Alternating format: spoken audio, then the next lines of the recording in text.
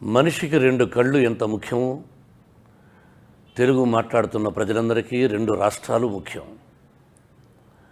ఈ రెండు రాష్ట్రాల్లో ప్రజలకు ఏ కష్టం కలిగిన నటుడుగా, నిర్మాతగా, విద్యావేత్తగా నేను ముందుండడం అన్నది నా మనస్తత్వం.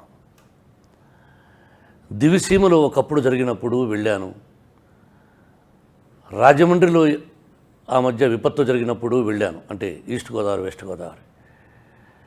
మనం ఎవరికైనా ఒకరికి డబ్బు ఇచ్చి ఈ డబ్బును ప్రజలకు అందజేయండి అంటే రాజీవ్ గాంధీ గారు చెప్పినట్టుగా 80% తినేస్తారు, 20% ప్రజలకు వెళుతుందని ఆయనే చెప్పాడు.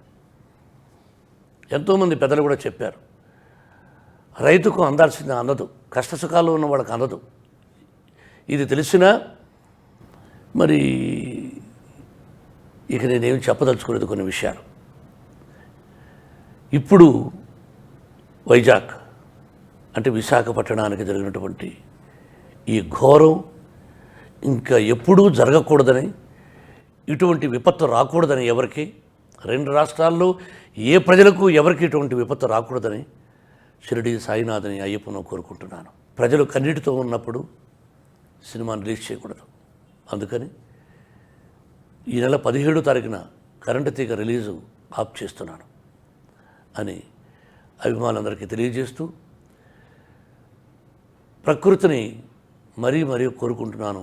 ఇటువంటి విపత్తు మాకు జరగకుండా ఉండాలని, మా ప్రజలకు ఆ భగవంతుని దీవెనలు ఎప్పుడూ ఉండాలని, ఈ కష్టాల నుంచి తొందరలో బయటకు రావాలని మరొకసారి ఈ అయ్యప్ప స్వామిని కోరుకుంటున్నాను. ఎందుకంటే వ్రతంలో, దీక్షలో ఉన్నాను కాబట్టి.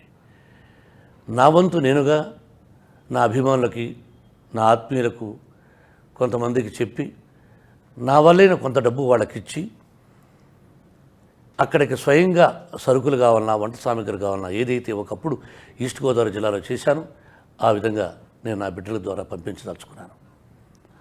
నేను ఏదైనా చెప్తే చేస్తాను. రాజోల్లో విపత్తు జరిగినప్పుడు అక్కడికి విష్ణు, మనోజ్ వెళ్ళి కొంతమంది విద్యార్థులు మేము చదివిస్తామని ఇక్కడ మాటిచ్చి వస్తే ఆ పిల్లలు మా విద్యాలయాల్లో చేరారు. కొంతమంది పాస్ అయ్యి వెళ్ళారు, చదువుతున్నారు కొంతమంది. ఒక అమ్మాయి రాత్రి కంప్లీట్ అన్నీ కొట్టుకుపోయి ఎవరూ లేకపోతే ఆ అమ్మాయికి ఫస్ట్ మార్క్స్ వచ్చాయి, ఇంటర్మీడియట్లో అనుకుంటాను. ఆ అమ్మాయిని తీసుకొచ్చి ఇంజనీరింగ్ చదివించాను. ఇప్పుడు ఆ అమ్మాయి దాదాపు నెలకు 70,000, 80,000 రూపాయల జీతంతో ఉద్యోగం చేస్తోంది. రాజుల నుంచి మేము చదివించిన అమ్మాయి. ఆ విధంగా ఎవరైనా విద్యార్థులు ఇబ్బందులు ఉంటే, మరీ కష్టాలుంటే నేను ఎప్పుడూ ముందుండి ఆ బిడ్డలకు చదువు నా విద్యాలయాల్లో చెప్పించడానికి ఇప్పుడు వెనకాడను అని తెలియజేస్తూ, మా కరెంటు తీగ సినిమాను పోస్ట్పోన్ చేయాలని అనుకుంటున్నాం. భగవంతుడు మీ అందరికీ మంచి చేయాలని, త్వరలో ఈ కకావికల నుంచి కోలుకోవాలని కోరుకుంటున్నాను. Thank you.